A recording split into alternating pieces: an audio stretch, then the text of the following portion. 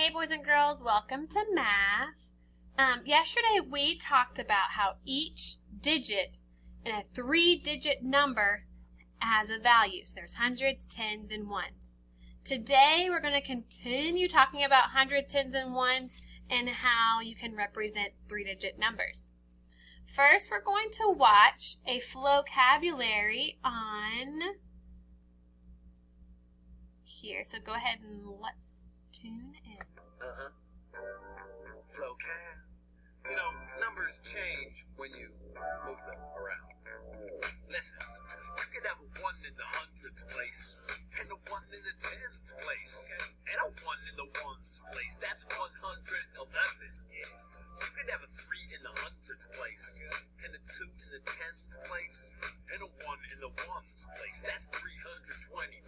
Yeah. You could have a 5 in the hundreds place and a 9 in the tens place and a 3 in the ones place. That's 593. You could have a 6 in the hundreds place and a 6 in the tens place and an 8 in the ones place. That's 668. Yeah, if you're listening, you know the game. Not all numbers are the same. The values change to the place. Okay, we move a number, switch a number, drop a number, flip a number.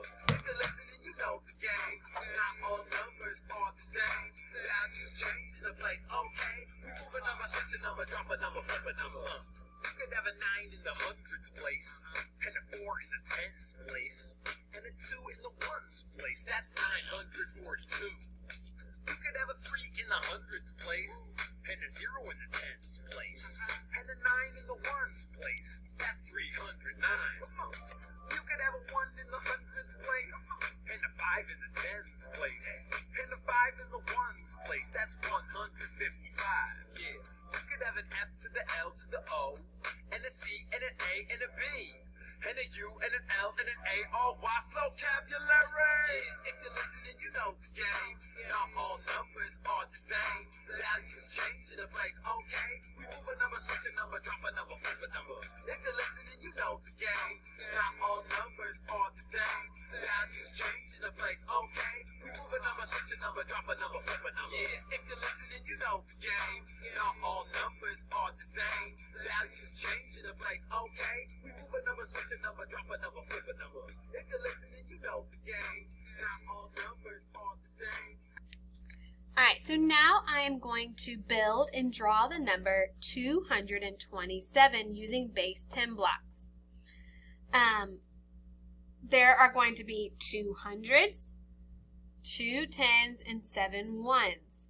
Here is the example of what that would look like. There are 2 in the hundreds place, there are 2 in the tens place, and there is 7 in the ones place, and this makes 227.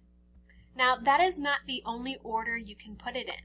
If you put the tens first, and then the hundreds, and then the ones, it still shows 227. So it doesn't matter what order you put it in, as long as you have these base 10 blocks out there, this adds up to 227. Okay, now we're going to build 331 together. I'm going to put up my ladybugs, that way you can see. The number is 331. So I'm going to show you that there are multiple ways that you can make this number. So let's look. Let me look at the number one more time, I forgot. 331. Okay. So the number is 331. Now, I can draw my hundreds first. 331, right? That's the same thing as if I were to erase this. If I'm still writing 331, I could do that's the ones, the tens, and then the hundreds. This is still showing me 1 in the ones place, 3 in the tens place, and 3 in the hundreds place, but if I put that together, 331. So really, it does not matter what order you put it in or what order you see it in, because sometimes you might see it out of order. It still represents the same number. You would not say this is 133, because that is not correct. There is 3 hundreds, 3 tens, and 1 in the ones. Okay, I could also show it to you like this. 331. I know that 10 tens is 100. So 1, 2, 3, 4, 5, 6, 7, 8, 9, 10. This right here is 100. 1, 2, 3, 4, 5, 6, 7, 8, 9, 10. This is 100. 1, 2, 3, 4, 5, 6, 7, 8, 9, 10. This is 100. So this right here is 300. I need to add 3 more tens for the tens place right here, and then a 1 for the ones place. Okay? So, if I added up how many tens there were all together, this is 10, 20, 30, 31, 32, 33. So there are 33 tens, and there is 1 one in the ones place. So this is the same thing. 331 is the same thing as 33 tens and 1 1. You could write it that way. There are so many ways to write it.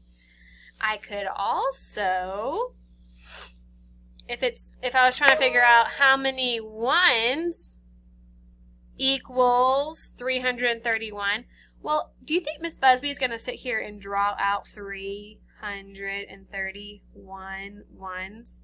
That would take forever. I just know, if I count out 331, well, 331 ones is the same thing as 331. We did this problem similar to yesterday, and we got a little bit confused, so I wanted to make sure we reviewed some more. If I had the number 456, well, how many ones is the same as 456? 456 ones is the same thing. You have to make sure they equal. This side is the same as this side.